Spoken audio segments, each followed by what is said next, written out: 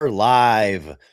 Welcome back to another episode of the Baseline Bums podcast. It's your host, Rob, aka B-Ball Archives. And once again, I got the main bum, Agapito. AJ, what's going on, my dude? What's up? I know we got to talk about some NBA Cup stuff that we don't really want to dive into, but first and Mm. foremost, how you doing this evening?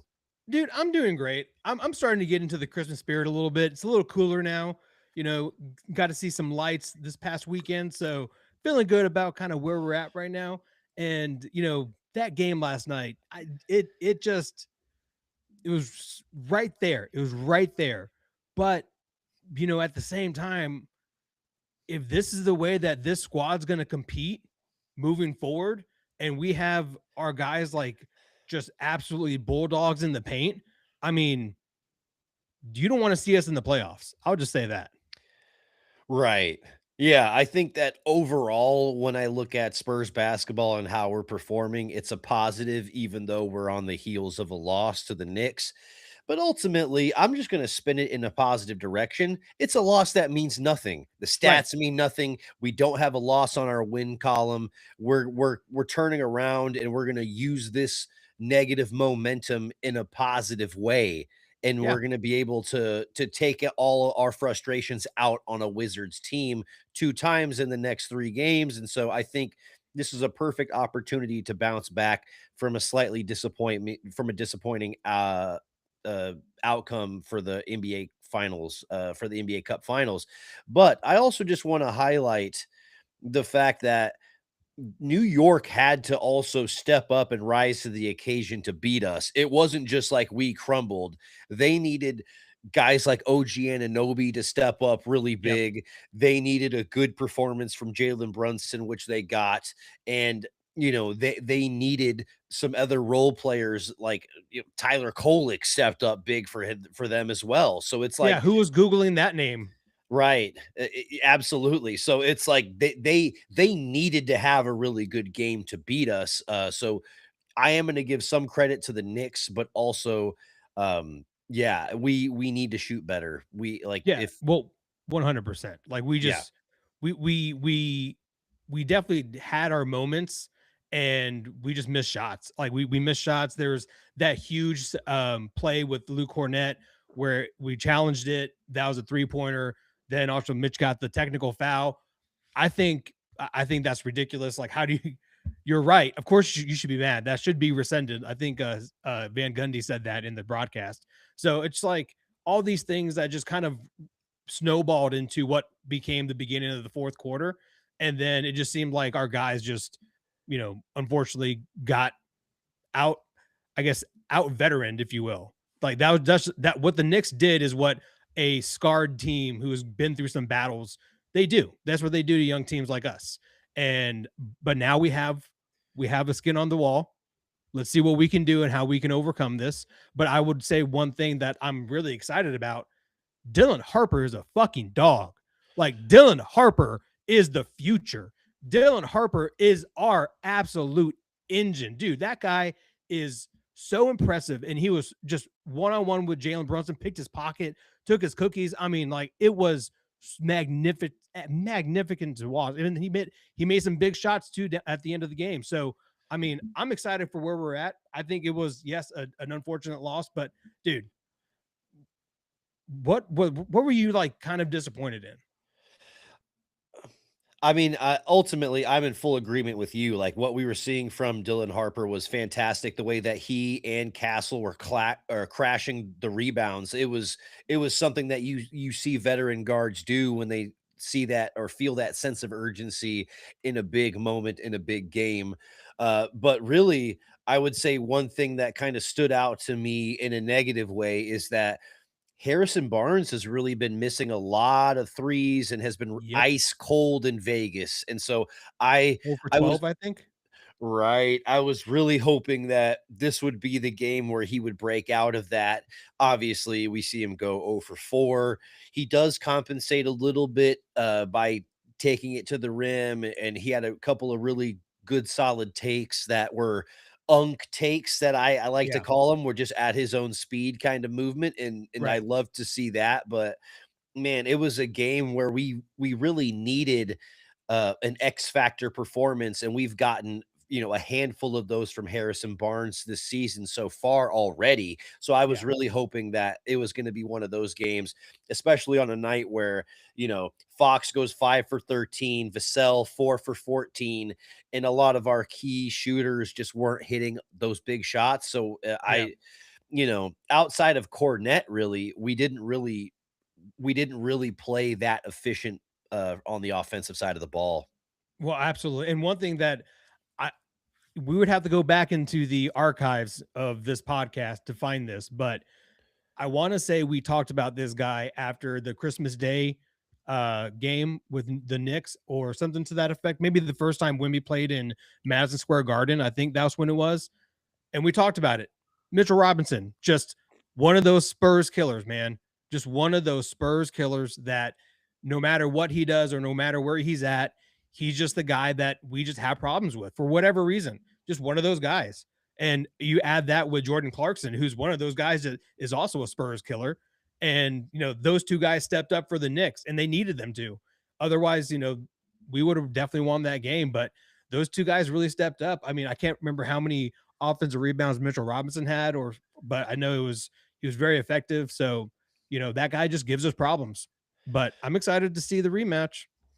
Oh yeah, I'm excited to see the rematch, and thank you for bringing up rebounding and just the physicality that guys like Mitchell Robinson really brought to the table for them. They out rebounded us 59-42. Like just You're if not going to win games that way. Right, if you get out No. rebounded by that, and thankfully it only created, several more opportunities. They didn't really get a lot more shots than we did just because we played at a higher pace. Yeah. So I thankfully, it didn't lead to a ton more opportunities, but when you're shooting about even with a team and it's kind of back and forth and they get, 7, 8 more opportunities throughout the game, Yeah. sometimes that's the difference. And that was the score right there. Yep. They just had the ball, several more times. And, it led to them, consistently down the stretch, keeping a 2, 3 possession difference. And yeah, they definitely just out rebounded us defensively and offensively as well. Yeah, and I mean, and that's with Wimby on the court. So, obviously he was coming off the bench and he had limited minutes and stuff like that. But, at the same time, like, he didn't really have a great, rebounding performance. He only had 6 rebounds.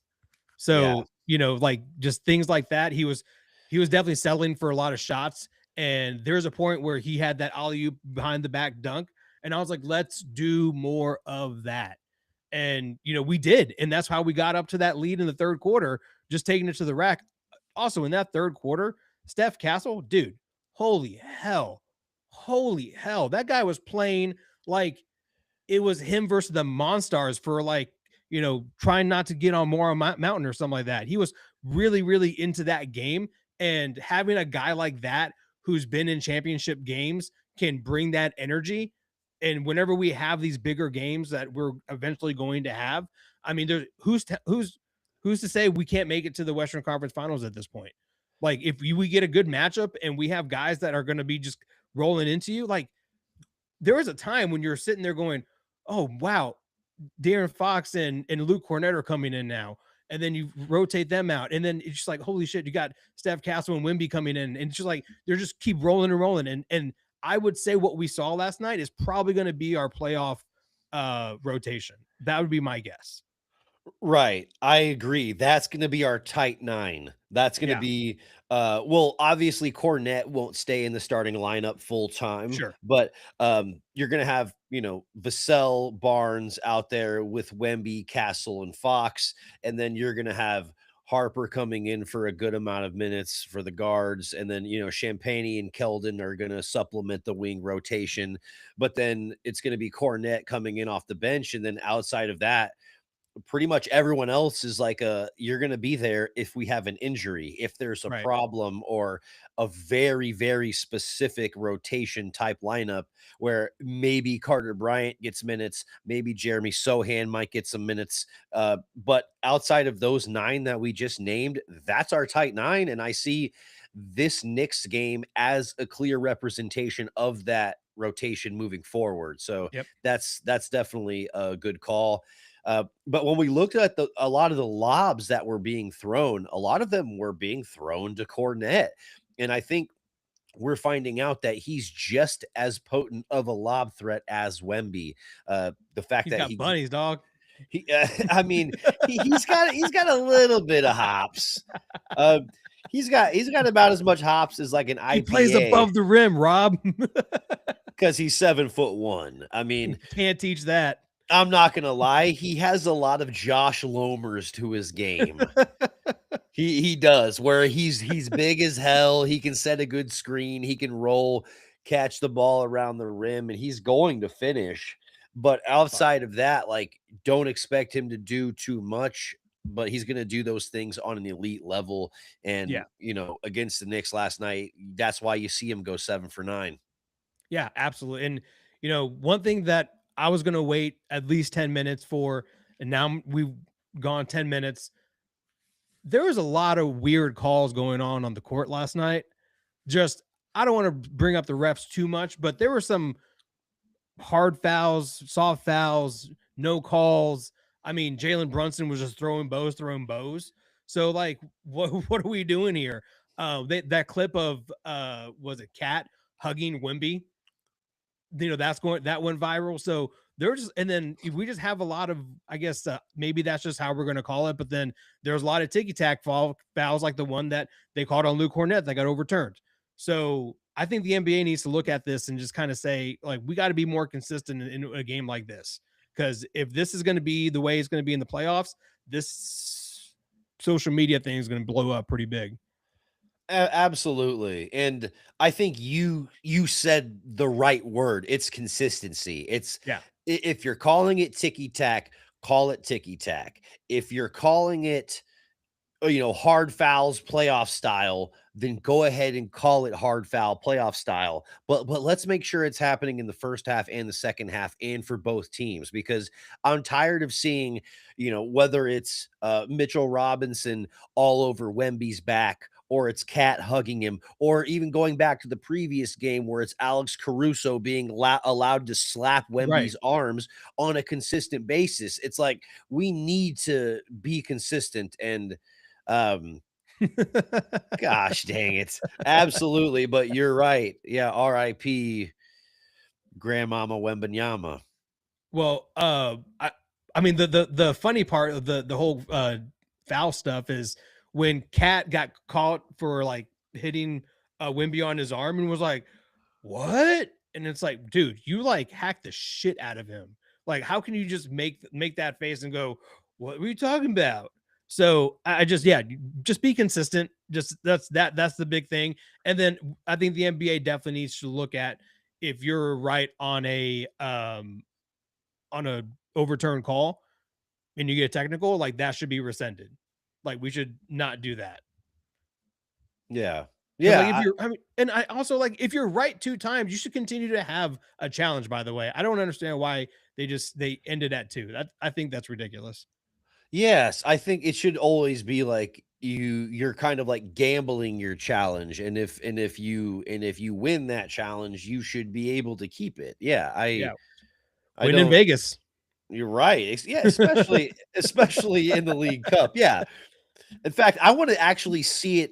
I want to see the challenge represented as a poker chip. I want to see the coaches tangibly bet this item. Dude, they should give him like 20 poker chips and be like all in and just like push it over the table. Oh my goodness. But I guess Adam, did you watch the pregame with Adam Silver on what they were talking about with like moving the game potentially to like a college historic stadium or somewhere else, or I mean hell, and some probably here in the next 10 years it's going to be in Abu Dhabi 100%. Oh yeah. So You're gonna so you're gonna go where the money is. yeah, 100%. So I think that's pretty dope. What do you think? Um, to me, I think it's certainly interesting. I think Adam Silver is going to do a lot of various things to shake up the league, and he's done some things that are popular and some things that aren't popular. But I honestly, I'm not 100% sure how I'm feeling about this. I think too much change at one time can feel volatile. I think we still need to kind of absorb how this NBA Cup is as is. I mean, we might even go just some home kind of thing, or we'll kind of see where they end up. But at the end of the day, I mean, it sucks. But I heard that the upper thing in Vegas in the arena, like that was empty, and you can Yeah. get tickets for like $60. So I'm so happy that the Jackals got flown out there and they're representing, dude. Hell yeah. And I'm sure like being in Vegas, you're like, I'm gonna join. This Spurs squad over here is pretty dope. And like you become a Spurs fan because you were in a random game, and that's how you build your fandom. And I think they brought a lot of energy, dude. They brought all the energy, and it was fun to see. And they're loud, and it's fun. It's fun to hear them on that telecast because I'm sure Dwayne Wade was like, "The hell's going on in here?" Dude, absolutely, and no other team throughout the NBA Cup had that fan presence that we had, so to make a game in Las Vegas feel more like a home game and to make the Spurs players kind of feel like they had some kind of connection to where they were playing, even Yeah. though it's out of state, so many miles away, that really, really means something, so shout out to the Jackals for providing that atmosphere when no other team really had that. Could, could That's you significant. imagine? Could you imagine like getting on a plane and you're like, "All right, going to Vegas, gonna have a good time this weekend. Here we go." And then like you sit in your seat and you're like, "Why is everyone wearing Spurs stuff?" And then like midway through the thing, you just hear, "Go Spurs, go!" And you're like, "What the fuck's happening?" Like I'm surrounded but by these crazy Spurs but then you're fans. like, you know what? I'm gonna go to the game. Screw it, whatever. Yeah. I like it. I mean, it's nothing but positive because I think you hit the nail on the head earlier. It'll draw in more Spurs fans that live in Vegas, a city that you're probably wavering in between fandoms, and maybe it's like, dude, I had a great time with these Spurs fans. They were lit. They were a total vibe, and now I'm a Spurs fan. And Yeah, yeah, it's like shout silver and outs. black's kind of cool. Those Fiesta colors, not bad. Yeah, not bad at all. So yeah, So even though we didn't win the finals, still a good outing, a good showing in Vegas for the silver and black. Absolutely. absolutely. I'm happy about it. I think we have a lot to look forward to. We got to kind of see what happens here with Wimby in the next couple of days. I'm assuming he's going to play tomorrow, but I'd understand if he doesn't. So trying to figure out kind of what his next week or so looks like. If he's going to go back to France or if he's going to stay here in the States. I mean, either way, whatever he wants to do, support him no matter what. So hope it's a tough time. I lost a grandma this year, so I understand how tough it can be for sure. Absolutely. There's that's you're losing a pillar of your family right there. Someone that he's relied on, year in and year out. And so Yeah, that's yeah, like if we don't have him for, the Wizards, the Hawks, and then the Wizards again, I'm beyond cool with that. However, I would like to see him back before we play OKC back to back right. on the 23rd and on Christmas. I would really love to see him play those games, but at the same time, I'm in agreement with you. You got to give the big man as much time as he possibly needs because dude just lost his grandmother and Yeah. yeah, we're feeling for him.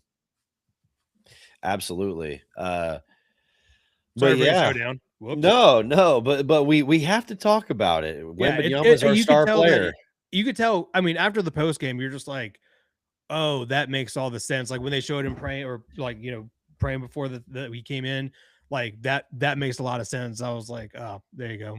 So unfortunately, we didn't win the game, but I guess what's weird is the Knicks aren't going to hang a banner, Yeah.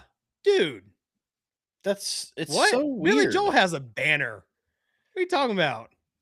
I I mean, And we were talking about it briefly. It's like, I don't think the Knicks are good enough of an organization to be that smug about hanging a banner. I don't Yep. think that they're like, "Oh, you know what? It's championships only over here. We don't hang those kind of banners." It's like, "Bro, you haven't won shit since '73. Most of the people that were there watching that game are dead." Like, anyone that's commenting on this video that's a Knicks fan, you didn't watch that game. You didn't know anything about those players. You had to Google who was on that team for a championship. So it's like, yeah, Knicks fans, just fucking forget about it. Forget about it, Knicks fans. And you could tell that it really meant a lot because of all the people who showed up at Madison Square Garden after they won. Right. It's like, no, We're they were on the other side. We're not Okay. gonna hang a banner. It's like, fuck. I mean, honestly, that was supposed to be our line if we won that. It was, we don't hang a banner because we actually win championships. But you know that we secretly would have done it without anyone knowing. Then all of a sudden, someone's going to be like, "Hey," We would have done like maybe like a flag or something or something. just like the pop one. Just like, "Hey, wait a minute." Like, how did that just sneak up there? But honestly, we may have done it just like a small one, like a little one. I mean, if we get a new arena, you can put it wherever you want. Yeah. Exactly. Maybe yeah, maybe we're just like, "Hey, you know what? We're just gonna wait till we get a new arena, and then we'll hang some of our new shit." So, Rob, I do have to ask you. These guys, I guess, won like what $500,000 for that game last night. If you were in Vegas and you just got handed $500,000 because you won a basketball game, what would you do? I would probably go eat an insane meal because I'd be tired, I'd be hungry. I'd probably go spend a ridiculous amount of money on a huge steak and sides and whatever. But then right after that, I'm going and playing craps all night. I'm slanging that cash around. I'm playing craps all night. It's like $1,000 horn bets every roll. Oh, bro, I'm doubling down on a hard 8 all day long. Oh, dude, I'm here for it. So, one thing that that we were talking about in our group chat yesterday, James brought this up. It's what do you say? Mocked Oh, up an nice. NBA Spurs banner that won't ever see the light of day now. I want the shirt that says we won.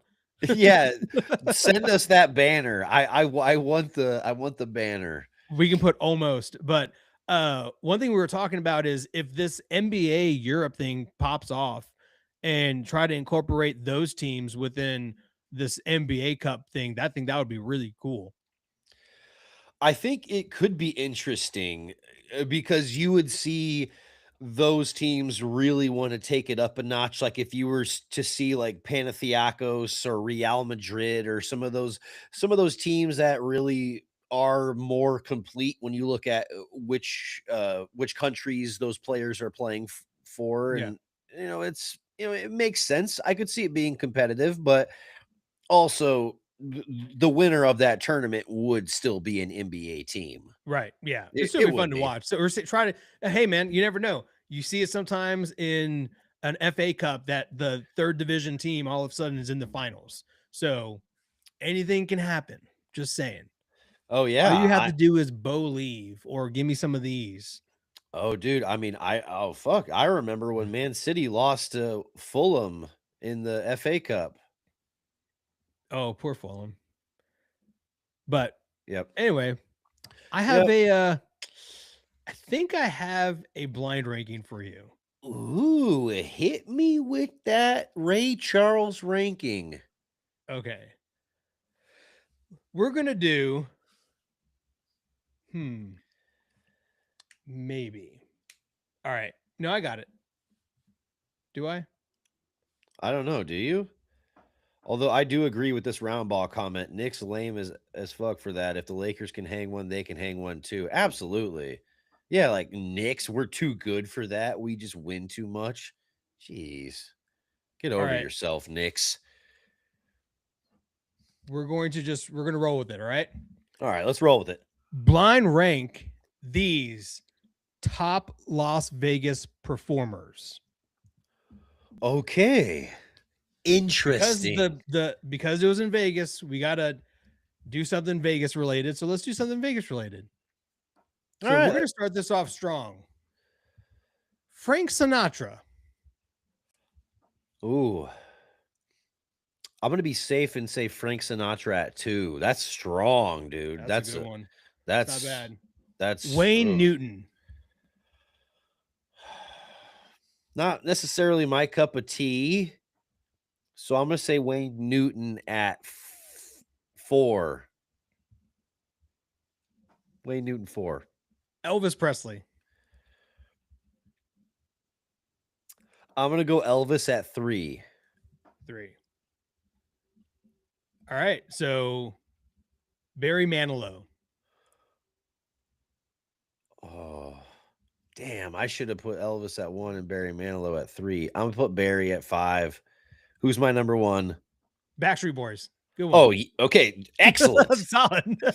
perfect. All right, banger of a Yeah. list. Like, geez, like I couldn't have set that up. That's a good list. Honestly, because those tickets would have been like $1,000 a piece. Oh So yeah, I thought you were that gonna would have hit been me with worth like it for a. sure. I thought you were gonna hit me with like a Blue Man Group or something like that. Oh, that would have been a good one too. I was just thinking,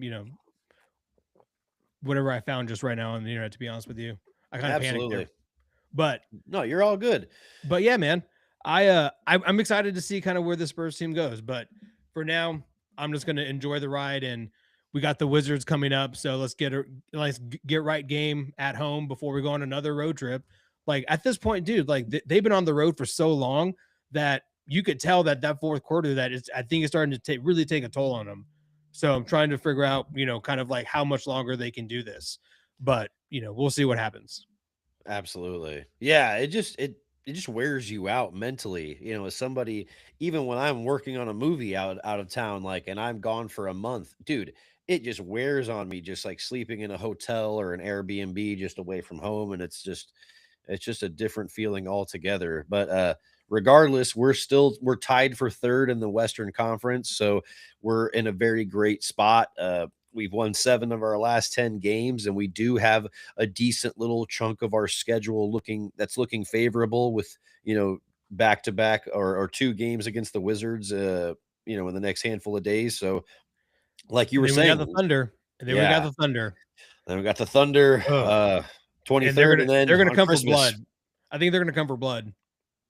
Oh, they're absolutely gonna come for blood. I'm not expecting them to really take that game anything close to lightly, but I also think we will be ready for that game. Wemby's gonna have a little bit of time off, and then he's gonna be able to come back 100% in full swing. So, I think yeah, uh I think in that Thunder game or something, you just tell Jeremy Sohan to go out there and get 6 fouls.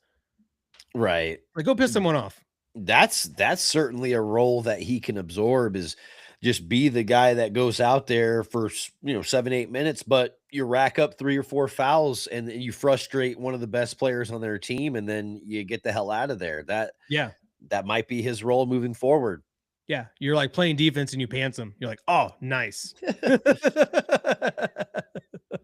But it's just so clear that he's not a Mitch Johnson guy. Yeah, man. Dude, Mitch got heated last night, Yeah. but it's good to see. I love the way he's coaching right now. I will say one thing we didn't bring up in the fourth quarter.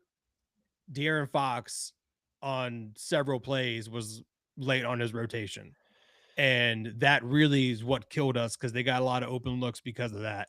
And that's one thing that I'm very disappointed in. And I understand, like, you got to react fast and it's hard because you have a shooter right next to you, but you got to just trust your teammates on that. So we got to get better on the rotation, especially if they swing it. Yeah. I mean, there's a lot to be said. He's never been a really good defender, to be brutally honest. What does Spike Lee say to him?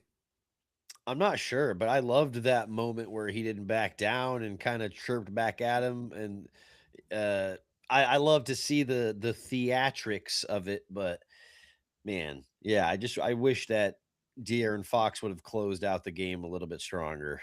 Yeah, yeah, but that third quarter was fun to watch. So if we can play like that, I mean, yeah, let's go. Absolutely, but we see the Knicks again on December 31st, so we can get a little bit of revenge 2 weeks from today, which will be fantastic. Love to see it. Uh, I do want to give a quick shout out to one of the homies I follow on social media. His name's Possible Chairs. He is running a fan made, fan voting all time NBA rankings list. And they did the rankings for the top 10 recently. And Tim Duncan finished at fourth, the fourth best player, according to fans in NBA history. I love to see the fan Okay. perception of Tim Duncan Yep. so high. Who Uh, was one, two, three? it was MJ, LeBron, Kareem, and then Tim, Hmm. Yeah. and Wow. then Bill Russell right behind Tim So they Duncan. asked a lot of old dudes. Yeah, absolutely. It's like, "Are Yeah, you 30 or 30 and over?" It's like, "Yes." Then here you go. absolutely. Yeah, shout out to Aaron. Yeah, he's a good follow. He's a good follow. He's at Possible Chairs on all social media, but also That's a great Round I think Ball. that's a perfect ranking. Yeah, for sure. Yeah. I'm not mad Also, at that at make all. sure also, if you're in here, make sure you are following Round Ball Renaissance as well. He is a knower of ball and a dope creator of content, so make sure you're following him as well. For sure. Um, but it feels like we're kinda gearing up for some dunks, aren't we? I think so, man. Why don't you hit me with yours?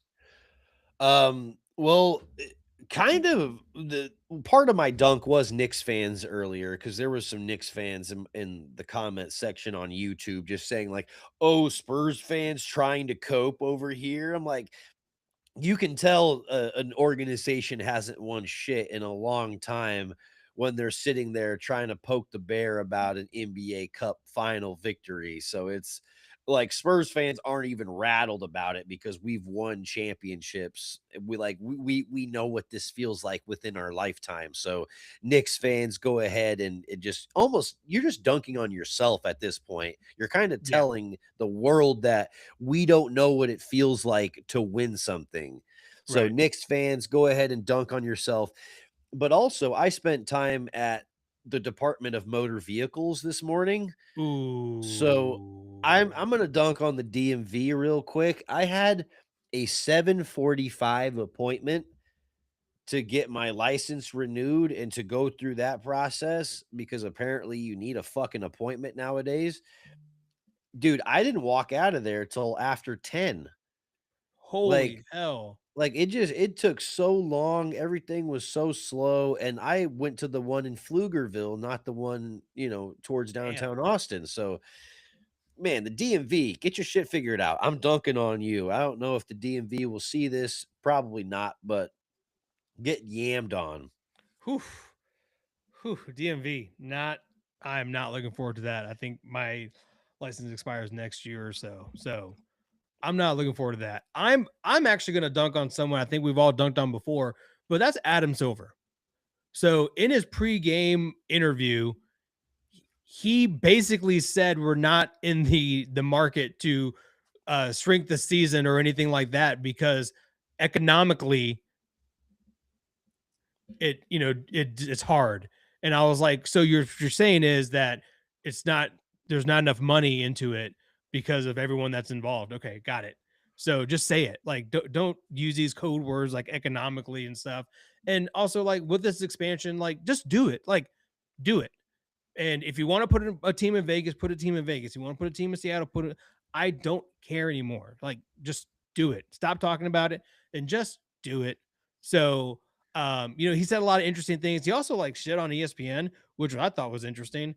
So let's see kind of what this commissioner does moving forward. But it seems like he kind of has a kind of everyone by the throat right now. So let's see. Yeah, I mean, I think you can reserve a solid dunk for Adam Silver pretty consistently. I There's just so much to be desired when it comes to his leadership in the league and how it looks now. And yeah, I think that there needs to be a little bit more David Stern in him. Uh, Yeah, he was also like saying some other stuff and basically just talking out of his ass essentially. I was like, dude, like you are not making any sense. They were asking some interesting questions. Watching Blake Griffin be serious is weird. Especially with Adam Silver. He's like, "Hey, Mr. Silver," and you're like, dude, that is not you. I've seen you on Andrew yeah. Santino's podcast. Don't give me that. Right. He code switches hard. He really does. But, he's in a position where, he can lean one way or the other pretty hard. So shout out to Blake Griffin. But that's definitely a good dunk. And also we have a